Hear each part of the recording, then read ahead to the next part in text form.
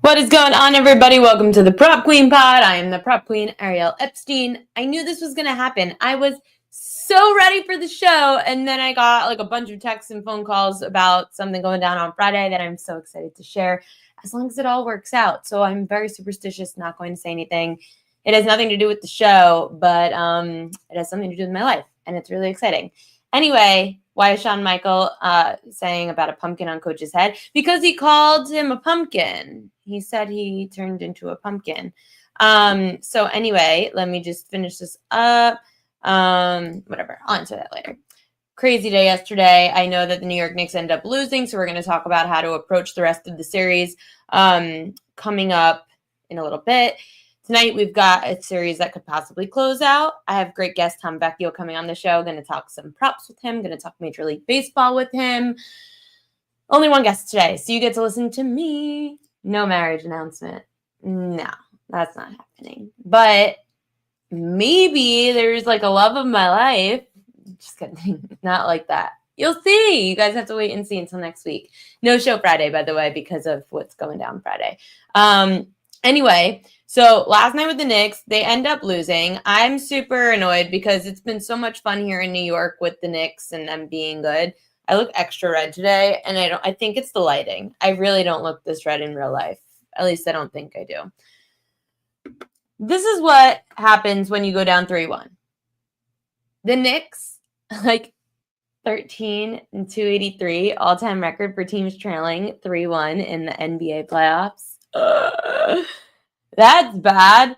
I was looking at the odds before for the Eastern Conference Finals, and the Knicks are plus 440 to come back. Pacers minus 590 now to win the series. The NBA Finals have OKC favored to win the NBA Finals at minus 460. Pacers 5-1, Knicks 25-1. Brunson did not take one shot in the last 4.5 minutes of the game. Yeah, it was disgusting. But guess who wasn't? Tyrese Halliburton, and we ended up going over. We went over on our points and assist prop for Tyrese Halliburton, which was at 30.5 yesterday. He ends up cashing the triple dub, turns $100 into $3,400. So congratulations to anybody that ended up betting that, because you're like a psychic. That's pretty insane that you would be able to see a triple-double coming from Tyrese Halliburton yesterday. The Pacers, though, they're on fire as a road dog. They're plus 160 on DraftKings. They've won 6 straight games as a road underdog. They're 5-point dogs at plus 164 on FanDuel, total 222.5. I like that DraftKings created this board. Comeback King. So most likely to come back from down 3-1. The Knicks have a 4-1 shot. Minnesota 17-1. Carolina plus 650. And Dallas plus 650. It's kind of crazy if you think about it. We have so many 3-1s. Like, this is what we've got in the playoffs. It was really like the second round of these playoffs that were much better. But this is a shame for sports, because the Stanley Cup Finals, or the Stanley Cup playoffs and the NBA playoffs should be a lot more fun than this, especially in the conference finals. And here we are, down 3-1, everybody. Great job. Sucks.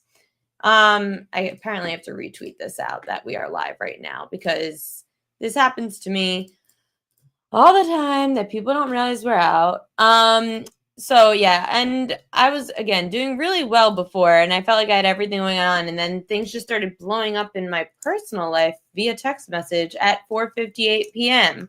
Tune in now. We are live with Tom Vecchio coming up in 10 minutes.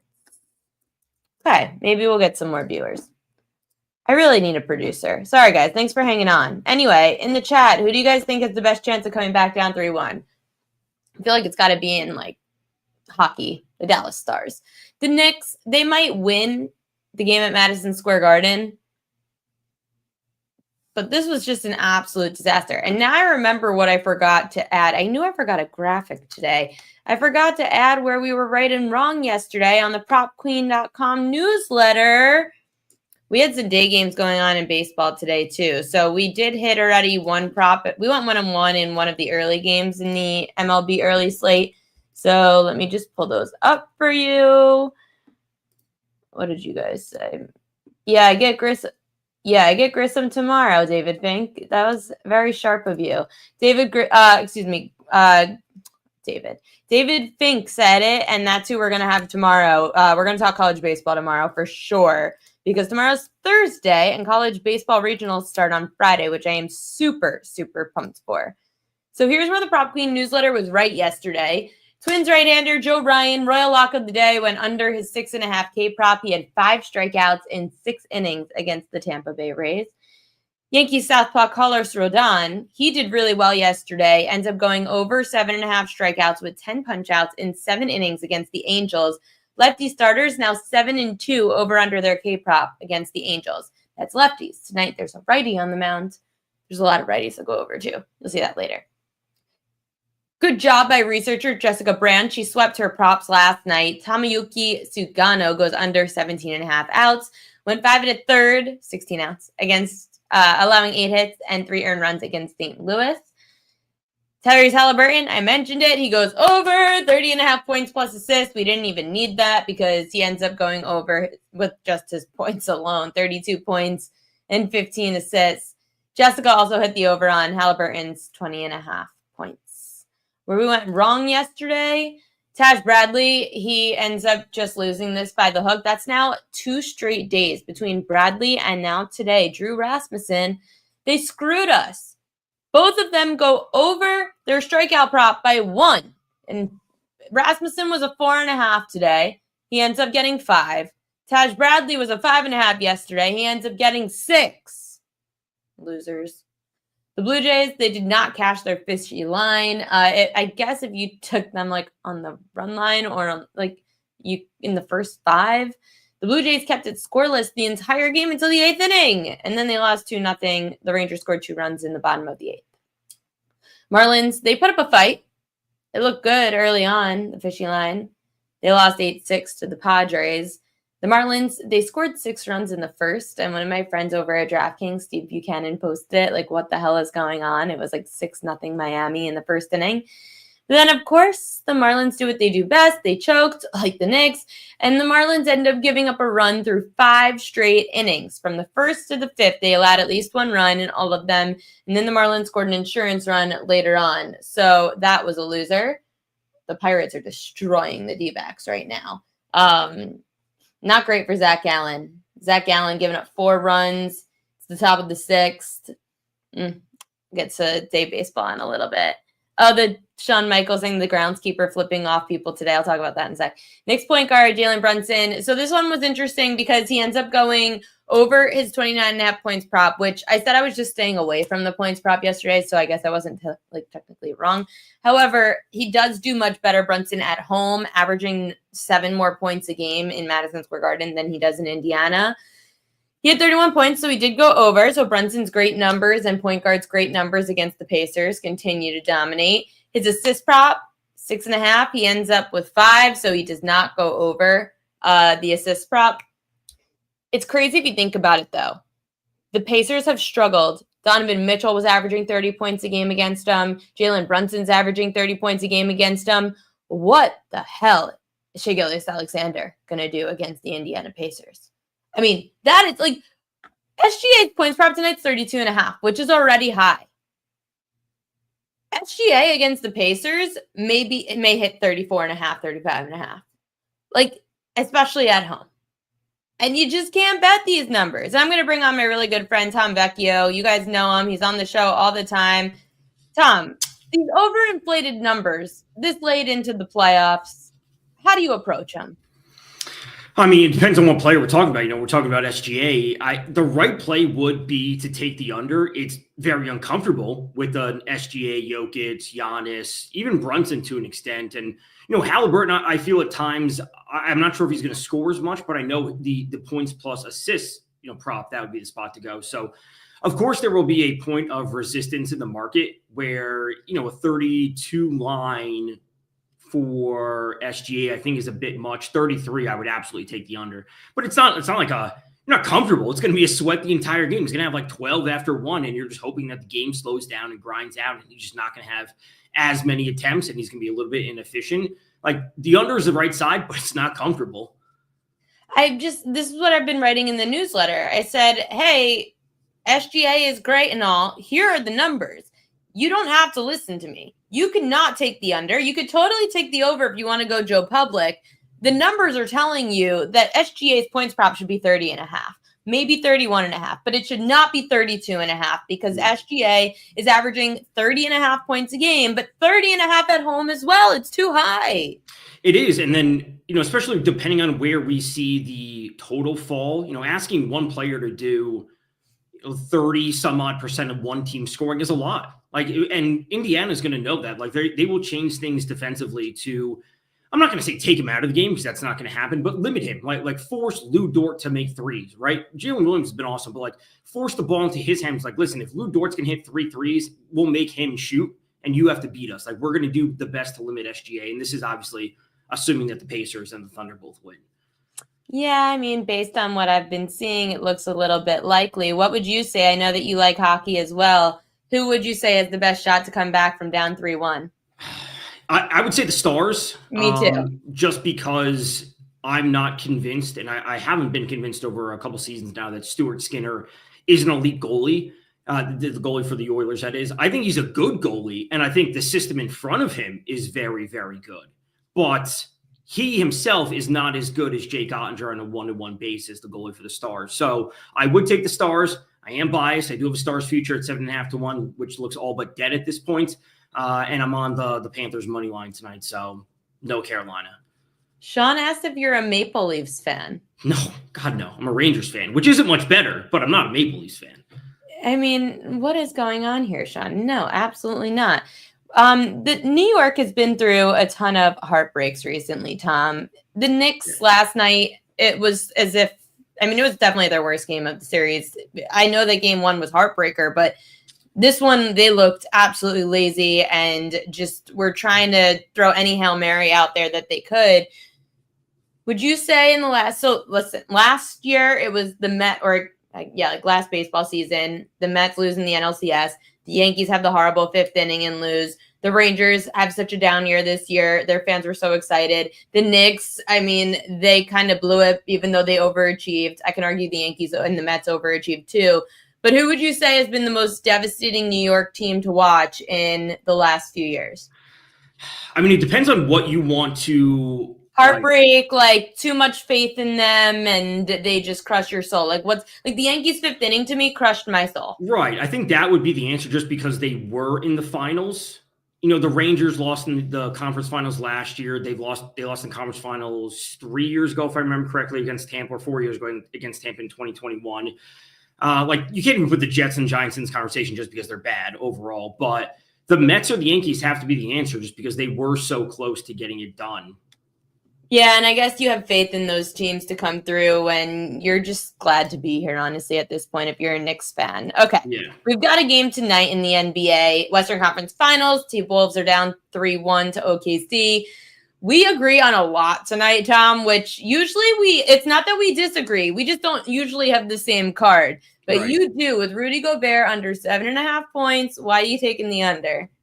Well, I do like the under for this game overall. And, he has this one game per series in the playoffs where he's just going to, I don't want to say pop off because that's not Rudy Gobert, but he's going to have his one game where he's efficient. I get what you're saying because we're all a little tortured by that 27-point Lakers performance. It's true. And he has his one double-digit game, but he's just not a high-usage offensive player. And, frankly, him getting over in the most recent game is really just a product of the game environment overall where we're seeing, the teams push to 130 final. And it really shouldn't be him out there with the ball in his hands. What's more important, getting Ant, who started off that recent game extremely slow, getting the ball in his hands more, getting Rudy Gobert extra touches on offense. And at a certain point, we know that Rudy Gobert subbed out pretty early for Naz Reid.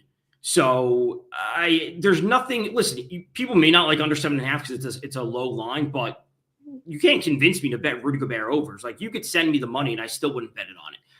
If you have a look, which I'm going to repeat myself probably in a half hour when I talk about this game, Rudy Gobert on the road in the playoffs, just eliminate that 27-point Lakers performance, that one game, eliminate it in LA. All of Gobert's other playoff games on the road this year, he's averaging just over 5 points a game. That's why this number is 7.5. He just doesn't have enough field goal attempts, nor is he actually good on offense. He's not a talented offensive center. He is a center that gets easy putbacks, lobs, whatever it might be, and that's where he gets his points. And sure, he can go to the line a bunch of times and go 3 of 6 from the line. Like, he's not good at shooting, but he'll just get a few points here or there. He just shouldn't have the ball in his hands tonight. That's the answer. Are you like me that if in game 4 Gobert had another bad game, you wouldn't have bet this under? But he had 13 last game, so it actually entices me to take the under more. No, I mean, I saw his line at 6.5. I forget which game it was the other day. Maybe it was game 3 or 4, but like I would be on unders as long as the line was appropriate every time. Doesn't matter if he had 11 the most recent game, 20 the most recent game. I'd be looking to unders as long as that's 7.5 or 8. I wouldn't play under 6.5. This number of 6.5 rebounds for Isaiah Hartenstein is kind of like iffy to me. It feels pretty low. I know he hasn't been as much of a monster on the boards. Why do you think this is the chance for him to go over? So I like this spot for him just because I expect the game. They want to grind this game down. Like, I don't think they want to turn what they had, especially at the end of the most recent game like that. More possessions, more scoring, increases variance, and I think that could play into the favor of the Timberwolves. So if the Thunder defense shows up tonight, I think they're going to try and do everything they can to limit it, and that's going to be more rebounding opportunities for Hartenstein. If you look at the game flow logs from the most recent game, he didn't play at all in the fourth quarter. They wanted the smaller lineup, Casey Wallace out there, Williams off the bench. So I expect him to get back to his normal set of minutes in the mid-20s instead of down at 16, 17, 18, as we've seen in some of these recent games. So I like just the fact that it's at 6.5, and he could easily push to 8 or 9, especially – if we're going to be seeing more missed shots. I think the Timberwolves will be playing from behind. They got to get creative with their offense, and he'll be there. How about Anthony Edwards tonight? Anything about him intrigue you? No, I was looking at under, I think it was 6.5, or maybe not 6.5, for what his first quarter points prop was. Listen, he's been starting slow. Like, there's nothing that's drawing me to him that I want to bet. I will say if he does start off extremely slow, as we saw – not just in this game, but what was the game against the Warriors? He had 1 point in the first half in one of those games, if I remember correctly. I would be looking to live bet him, right? Like, he starts off with like 6 points, 8 points in the first half. Like, that's not good enough. Like, Ant's got to shoot in the second half. They'll be playing from behind. So a live prop for Ant would probably be better than any pregame number. Hey, we're seeing some people hit these live props. What are your thoughts, Tom, on the live prop market? You have to be watching the game. You can't just be like scrolling through, and I would bet it during commercial breaks because we know that you're watching on YouTube TV, whatever stream you're watching on is generally delayed a little bit. So bet it during commercial breaks is the real advice. Someone the other day, I saw live bet SGA to have 40 or more points and ended up hitting because he hit 40. I have the graphic yesterday. I put it up. I probably deleted it. Let me see if I have the payout. I mean, he was pushing towards like 30. And I think at one point I saw a live bet on FanDuel that said, will SGA record a new career playoff high, which was 39. And I was like, this game's, that mean the game would have to get out of hand. And I just wasn't betting anything live at that point. But I mean, if you nailed the 40 plus, that is. Someone hit the 40 plus on the nose and ends up making like a bunch, thousands. I forget like the exact payout, but lucky person. I never use the live betting market, and I know I should because you probably do get somewhat of an advantage, even though the DraftKings CPO told me they definitely have the advantage, which I'm when I live bet, generally it's like I'm looking for something very specific. Where like in hockey, I often talk about like I want an early, like tonight's over under is 5.5. Like I don't want under 5.5. I want under 6.5. So I'll be looking for a live 6.5 if there's an early goal, but like the live 6.5 may never come. I do it a lot in NFL season where like, let's say a team is favored by 6, 6.5, 7. I'm like, that's a fine line. But if the other team gets out to a lead ahead, I'll be looking to jump at a -3, -2.5. And that may never show up, but that's when I'm looking for something specific. I'm not just sitting there saying, let me just start betting something. Like I want something very, very specific. Create your own numbers, and that's what Tom does, which is why before we get to his next play in baseball, we're going to talk about Shohei Ohtani. Ohtani became the first player to get 20 home runs. He was plus 190 to homer yesterday. I think this was yesterday. Yeah. what the hell, Tom? I mean, at this rate, we talked about this with Judge. Same with Ohtani. Like, we can't bet his home run props anymore. The numbers don't make sense. I mean, some people do. I won't. I mean, 190 is an insane number to bet a home run on, even though, what is it? It's 20 home runs in now, 55 games? So and some of those games, again, are multi-home run games. So he is failing to hit home runs more than half the time. If you are consistently betting on like plus 190, Judge was plus 125 in that Coors Field the other day. Like if you're consistently betting on those lines, you are coming out net negative over the long term. Like that's just what it is. Somebody I saw on social media said that he went to Coors and just kept fading Aaron Judge the whole time. That is good luck with that. I mean, I don't want to give too much credit to the Rockies, but if you look at that series, they scored 10 runs in that one inning, and then I'm pretty sure they scored fewer than 10 runs in the rest of the series combined. So the Rockies didn't play terrible, which is a pretty big step for them. That's a pretty big step for them, for sure. The Yankees have one more game tonight, at least against the Angels, and then Friday is when it starts. Angels money line is probably the right side to be on tonight. For some reason, freaking Kikuchi just owns the Yankees. Like in the last 2 years, I don't get it. Yeah, when he was with the not the Maple Leafs, the Blue Jays, he was very good. But tomorrow's an off day for the Yanks, and then a big series versus the Dodgers. So it's like, eyes are set to the future. Judge, Judge or bust, and I know that there's other players that have been playing well for the Yankees, but Judge is hitting 200 against Kikuchi. It's bizarre. Yeah, all these Yankees have great numbers against lefties, and they can't hit Kikuchi. Yeah. You think with all the righties in their lineup, especially over the past few years when he was healthy, you should be like, it's just righties against Kikuchi, who has terrible underlying metrics, but he just gets it done, and the Yankees just don't score. You've got another play in the late game tonight because the Seattle Mariners are playing George Kirby under 5.5 Ks. Wow. Yeah.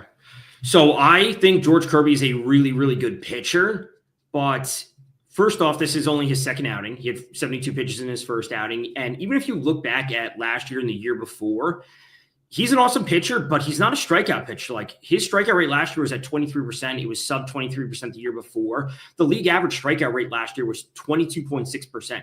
So he's literally an average strikeout pitcher, but what is he great at? He doesn't walk anyone. His walk rate is sub 5%, and he induces a lot of ground balls. So he's a really good, like real life pitcher is like sometimes the term I like to use, but he's not necessarily a good prop pitcher because he doesn't always push the strikeout rate. In Washington, they're at 20.3% strikeout rate versus righties, which is the 8th lowest in the league. So combine that with the Mariners' health or lack thereof overall, where Bryce Miller and Logan Gilbert are still hurt. You have their ace come back, and you're saying, hey, he was only at 72 pitches. We're still down 2 of our starting pitchers. We can't push him out there. There's no need to push him out there for 95 pitches. I expect him to be at like 80, 85 today at best. Yeah, George Kirby's second start since coming off the IL against a low K rate team. I agree with you on George Kirby for sure, Tom. Tomorrow, we do have a doubleheader now that the Atlanta and Philly game got postponed from tonight to tomorrow. And you've got AJ Smith-Shawver going up against Christopher Sanchez. Then, of course, the Phillies decide, hey, we're not going to keep the Wheeler-Smith-Shawver matchup the way it was supposed to be today. We're going to let Wheeler throw at night so that it could be Wheeler versus Chris Sale, which completely blows the fishy line today because it was like 10-cent move against Wheeler today, despite it being AJ Smith-Shawver for the Braves. Anyway, how do you approach betting doubleheaders? Generally, I don't expect one team to win both games of the doubleheader. So I'm just like, if whatever happens in the first game, I'll generally be on the other side of it for the second game. This is not like a set in stone rule. If we're talking about the White Sox or the Rockies or some team that I deem to be bad or some team that's struggling, I'm not just going to be automatically firing on them. But I generally don't think both teams will win. Now, I do like the idea of an under in that second game, just thinking about it from a high level. If we're going to see watered down lineups in that second game, if we have Sale and Wheeler both going, that would be lower scoring is my initial thought, combined with the fact that Bryce Harper got hit yesterday. He left. X-rays were negative, but if he's not in the lineup for either game, it's just factually a weaker lineup for the Phillies overall. Damn, that's going to be a hell of a game. That's the game of the night because everything else really. 5 games tomorrow now with the doubleheader. 5 games of the doubleheader, and the other pitching matchup is the A's in Toronto, which is Jacob Lopez versus Jose Barrios. Rays versus Astros, Shane Baz and Ryan Gusto. And then the Nats and Mariners, you get Mackenzie Gore and Emerson Hancock. I mean, Mackenzie Gore is awesome. He's great. I mean, right from the jump. I saw the schedule yesterday, but the A's hitters should have a good time versus Jose Barrios. He's not good anymore. No, it's so sad. Jose Barrios not good. Did you like anything today, like in this afternoon slate? Were you on anything? I mean, I had some action out there. It hasn't gone well. I also have Sandy going for my fantasy team, which is an absolute disaster that I'm seeing now. But the game is tied 6-6. The hit parlays that I normally do every day started off the month super strong. A little bit slower since then, if I'm being honest. Everyone, follows me on Twitter. You'll see. I think I've 3-6 over the last stretch. I'm still 16-8 since May 7th, but a lot of those losses are recently. So it has been a downturn, even though it's still up overall for the month. So have you gone away from home run props now that you like your hit parlays? Yeah, home run props are great, but you have to be in it for the long term. You have to be in it for the long haul to bet them every single day. And I just don't want to anymore when it comes down to I still bet them when you get the promos or on DK, they have you can slap an extra 200 plus on it, whatever it is. Obviously yesterday with the boost. And so I'll use those, but it's not at the same rate that it once was. Tom Vecchio, check him out over at SportsGrid. Thank you so much for coming on, as always, giving us winners as best you can. We love you. Thank you, and see you soon. Thanks for having me. Okay, I've got a lot of leans for today. First, let's start with what happened this afternoon in Major League Baseball. So this was the Dodgers' trajectory for winning their game against the Guardians. They lost, by the way, 7-4. The Guardians pull out the win, and the Dodgers in that game were a minus 154 favorite on FanDuel. So you could cash that for the Guardians. So the Guardians were up 1-0 until the fourth. Then the Dodgers took the lead in the fourth 2-1. Dodgers end up scoring 4 runs. So they're up 4-2 entering the eighth. The Guardians scored 5 runs in the eighth inning. Kershaw actually pitched pretty well. 5 innings, 6 hits, 1 earned run, 3 strikeouts. But it was that Tanner Scott? Yeah, Tanner Scott ends up blowing the game, giving up all those runs in the eighth inning. So the Dodgers get the L.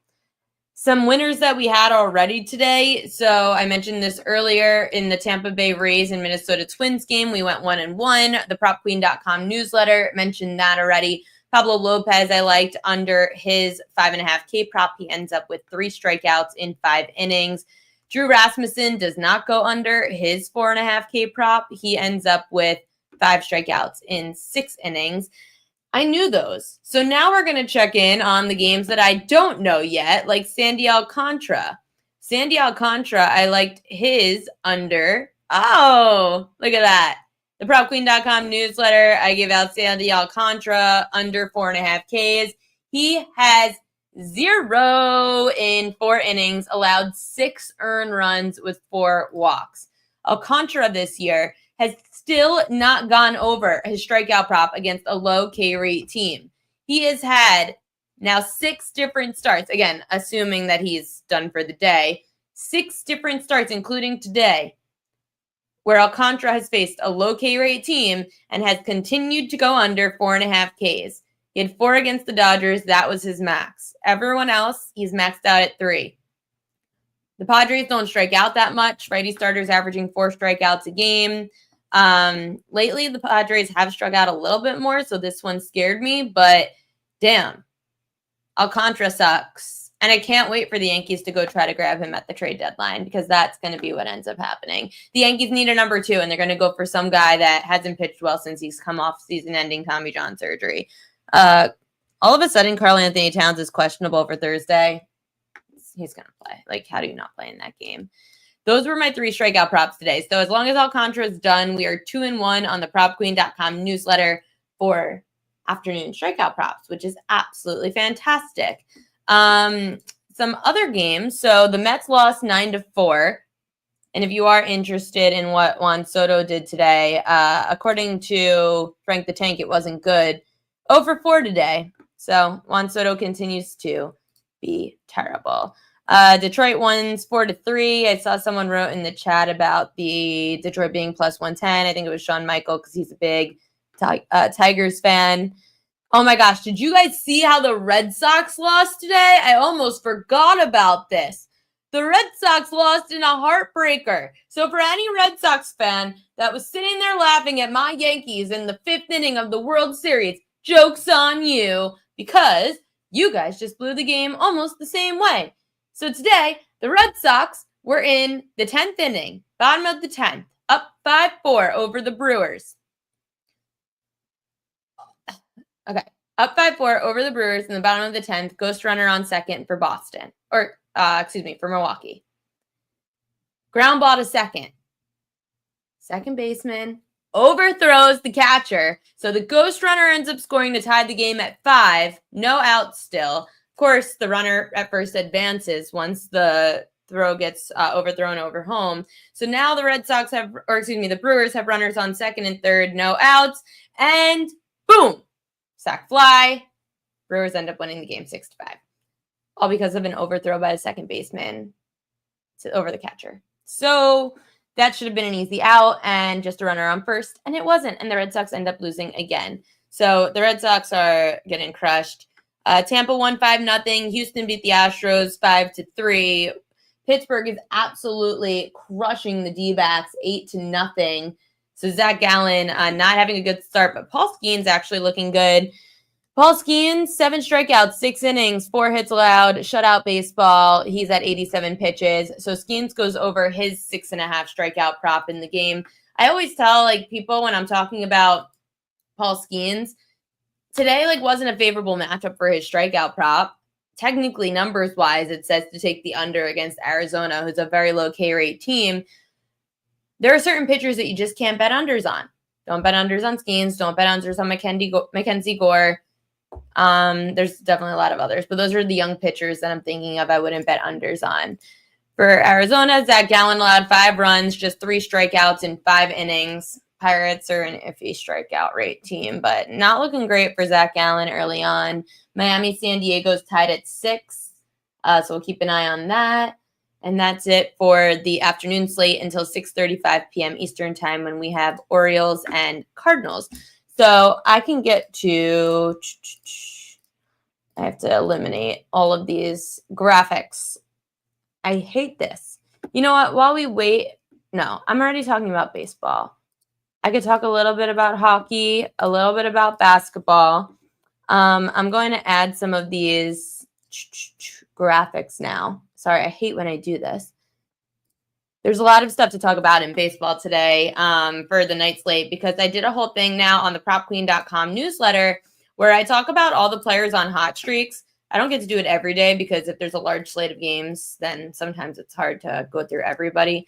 But on a shorter slate of games like tonight's slate, I definitely like to go through some of the players that you can keep an eye on that are on hot streaks right now.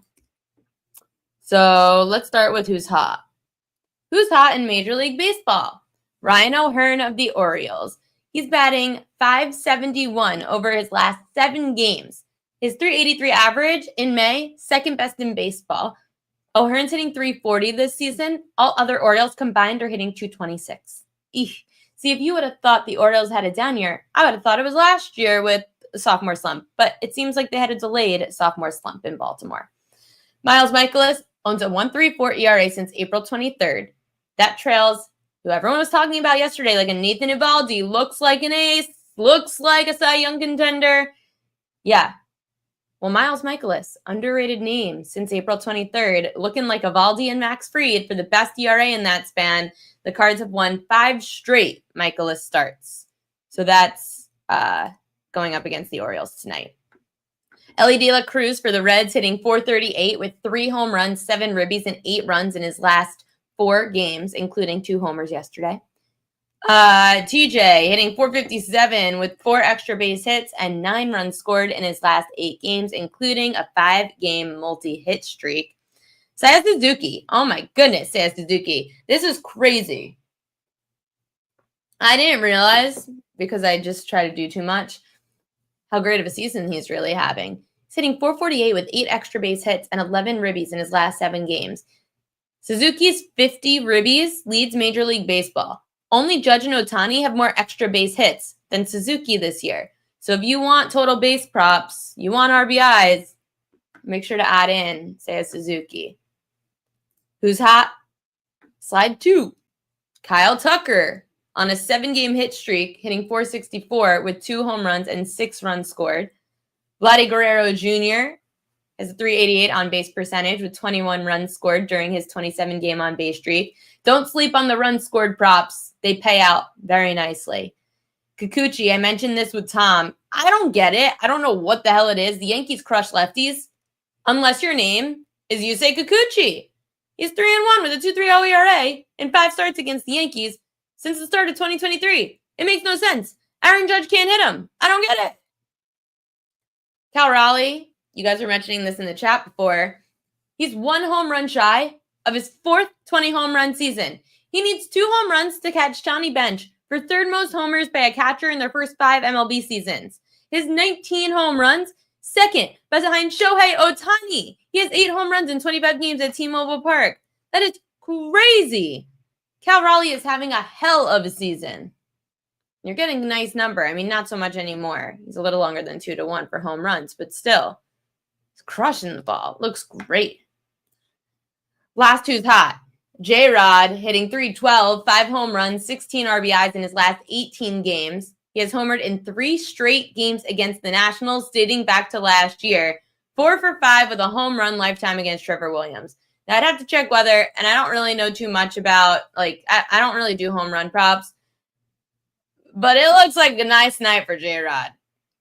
That's one of those things where everyone likes to bet these weird, crazy, fluky trends. I'm sure J-Rod doesn't think much about, it being the Nationals. It's just kind of crazy. 3 straight games against the Nationals with a home run.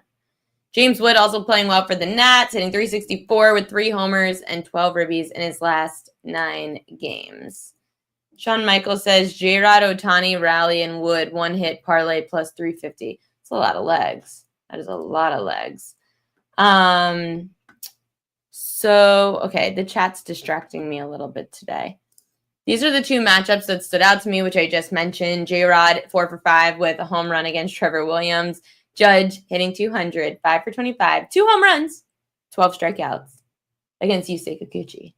Yikes. No bueno. K-props to watch for tonight. So I gave out 3 this afternoon for the slate. So now I've got 3 more. I added this, one of these from the morning newsletter. First, Baltimore's lefty Cade Povich, over 4.5 Ks. I know that Povich has been extremely annoying and very inconsistent. However, he has just had 2 games this year at home against high K rate teams.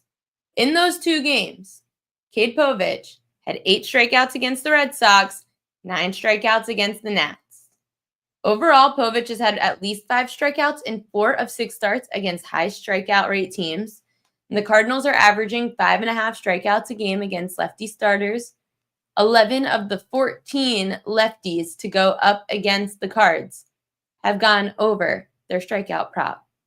6 of the last 8 lefties to face the Cards went over 4.5 strikeouts. So I like Povich tonight at home as long as rain doesn't interfere. The Yankees righty Clark Schmidt. This one is more of a value play if you can get close to plus 110. I did this yesterday. I've been backing overs against the Angels most of the year. Rodon went over with 10 strikeouts yesterday. And I know that's lefty-righty splits, but righties also. So lefties striking out a lot against the Angels, so are righties. 26 overs, 17 unders against the Angels, with righty starters averaging just over 6 strikeouts a game against the Angels. Clark Schmidt's only had 1 start this year where he has faced a high K rate team, and he just had 8 against the Rockies. That was in altitude in Colorado. Small sample size. There is a reason that Clark Schmidt's number is so high. It feels like he should always be a 5.5. He's a 6.5 because the Angels are striking out a lot. So I would take a look there. Mariners righty George Kirby under 5.5 Ks. Tom and I are on the same side for this. So we've only seen Kirby make 1 start this year. He had 4 strikeouts against Houston. He only went 3 2/3. Last season, Kirby went under 5.5 Ks in 8 of 15 starts against low K rate lineups. At home, he tends to pitch better. So if this was like 4 or 5 starts in, I probably would have stayed away with Kirby at home. Yeah, because it's just Kirby's second start of the year, and he's up against the Nats, where the Nats had 26 unders, 14 overs against righty starters, averaging 4 strikeouts a game. 9 of the last 10 righties to face the Nationals have gone under 5.5 strikeouts. So I would look to George Kirby tonight as well for an under on the strikeout prop. It did have a fishy line, but it got moved to tomorrow, and now it's probably not going to be fishy. It was a fishy line today between the Phillies and the Braves, but the line moved like 10 cents against Wheeler today, which was so bizarre with him pitching at home. But now it's going to be Wheeler and Sale tomorrow, so who the hell knows how that line's going to turn out. I do have NBA stuff, and I don't really know much about the NHL, but I'm going to tell you some useful info, so it's time for propaganda.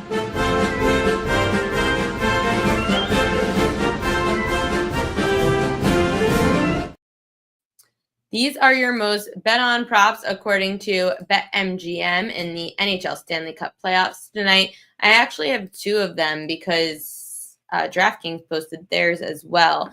But the most bet-on tickets, so Sam Bennett, anytime goal scorer, Sebastian Aho, anytime goal scorer, Matthew Tkachuk, anytime goal scorer, Seth Jarvis, and Alexander Barkov. Those are BetMGM's most anytime goal scorer bets. DraftKings also has Sam Bennett, Sebastian Aho, and Matthew Tkachuk to score a goal. So if you guys are against the public and like to fade the public, then this is what you could look at is Bennett, Aho, Tkachuk, Bennett, Aho, Tkachuk. So it's like the same for both books. Those top 3 are your most bet on goal scorers, which again, in hockey, like makes sense. Right now you have a team that is, let me see the odds. The Panthers are up 3-1. The Canes short dogs at home, plus 102, kind of like it's not that bad for being down 3-1 in the series. The fans are just happy. My Carolina people are just so happy that team came away with a win and didn't get like swept again in the finals. Was it like their first finals win since like the 90s or something? That's pretty sad, pretty crazy. In the NBA tonight, let's see. I'll start with OKC. I mentioned this earlier with Tom. The SGA prop is too high. 32.5. I don't care. Go bet the over if you want. I can't mathematically do it. It's high and you're paying the premium because it's SGA at home in a clinching situation. Where SGA, don't get me wrong, has done well in clinching situations. So he's averaging 30.5 points per home game in the NBA playoffs. SGA put up 38 and 35 in both closeout games. One was on the road in Memphis, one was at home against Denver. But SGA, it indicates, is averaging 30.5 points a home game. So you're paying for 2 extra points, 2.5, like 3 extra points essentially. So again, I'm not going to fade it. And it's also a number he's gone over in just 2 of the 4 games this series. But I can't get myself to do it. Can't do it. Now SGA's assists, 7.5. He's gone over that number in 3 of 4 this series, including both home games with 9 and 8. He just hasn't gone over them in any of the closeout games. So you could look at it either as what you've seen so far in the series, what you've seen against them in the regular season, or you could look at what SGA does in closeout games. In closeout games, he dominates with 35, 38 points, and he goes under his assists. So far, against Minnesota, not as confident.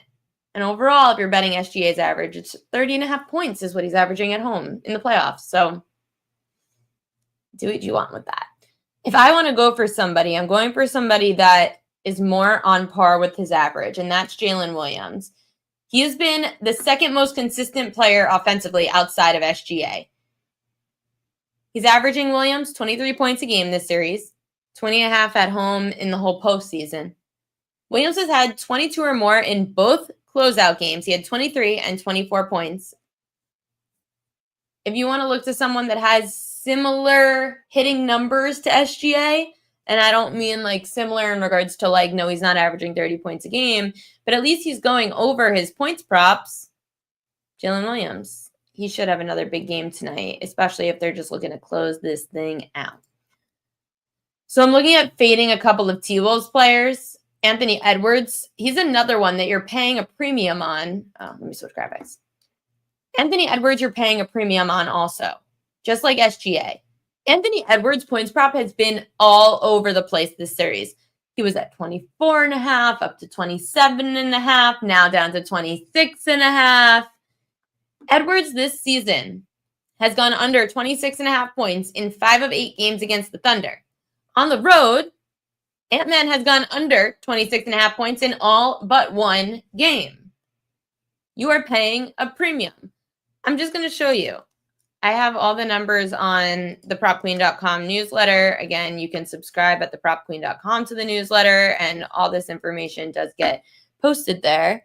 Let me see if I can fit this in.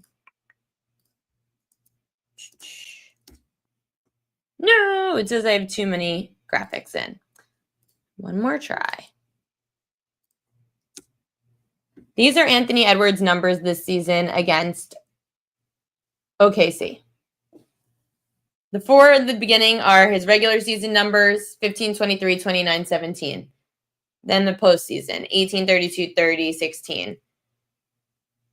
8 games? 2 of the 8 he's had over in OKC. How could you mathematically bet this?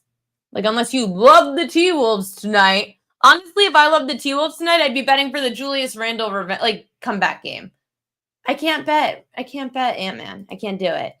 His assist prop is up from 4.5 to 5.5, plus money to the over. Again, if you do look at his assists, 3 straight games with 6 assists, which also scares me a little bit. But if you look at the games in OKC, over 5.5 has hit in all but one of them.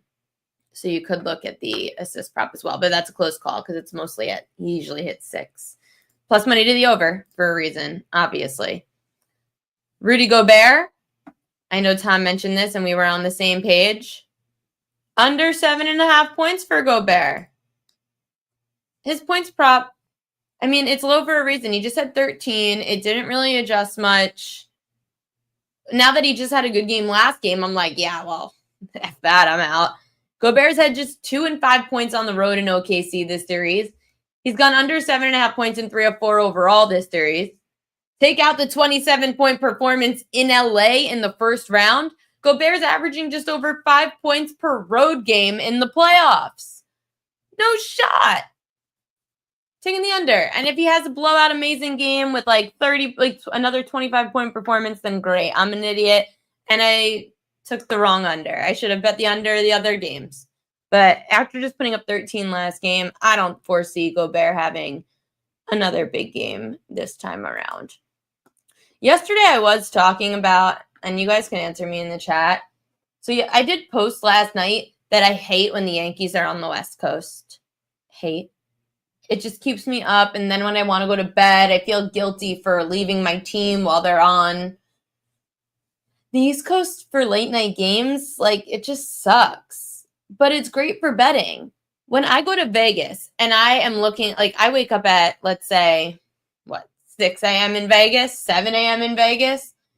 Everyone's been awake in New York for 2-3 hours. And they've already got their bets in. The line's already moved. And I'm all pissed because I missed the good numbers. So, yeah, the East Coast just bothers me sometimes, like last night. But we do have this basketball game tonight. We have some hockey action. So that's going to be good. I'm probably going to end the show a little early today because I'm kind of out of things to talk about. There's not a lot of baseball tonight, just a few games. Jessica Brand isn't in the chat, but she's also given out some of her favorite plays for tonight on the propqueen.com newsletter. So you can definitely go and check out propqueen.com newsletter. But yeah, so I think I'm just going to go to my Royal Locks of the day, and then I'm going to close this thing up so I don't keep you guys waiting so much longer for me to just ramble on about nonsense. Let's go with the Royal Locks.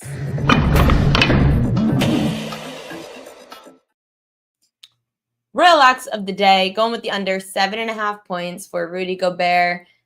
Gobert's averaging just over 5 points a game on the road in the playoffs this year, not including that one game in LA where he had 27 points. Take that out, 5 points a game on the road. He just had 13 in the last game, So I just can't foresee Gobert doing back-to-back above average offensive performances for himself the way he hasn't this entire series. So under points for Gobert. I love Cade Povich tonight over 4.5 strikeouts. The number's just wrong as long as weather doesn't impact it. At home, Povich is putting up 8 and 9 strikeouts against high K rate teams. He's had at least 5 strikeouts in 4 of 6 starts against high K rate teams. 11 of the 14 Southpaws to face the Cards have gone over their strikeout prop, averaging 5.5 strikeouts a game. So Cade Povich over 4.5 strikeouts tonight. Thank you guys for listening to the show. Sean Michael says, my favorite play is Ariel to get engaged by Christmas. I don't know what you're talking about. Who? I don't even get that. Royal Luck. Yeah, I don't get it. I have more exciting news. As long as what I hope happens this week. So we'll see. Tomorrow's the last show of the week. Friday, I'm going to have probably no show, but I will keep you all posted. If you follow along on social media, you'll see exactly why I'm not going to be here on Friday, and it's super exciting. It's something that I really, really have wanted to do for a long time, but I just need to figure out all the logistics to get this thing done. But no hint.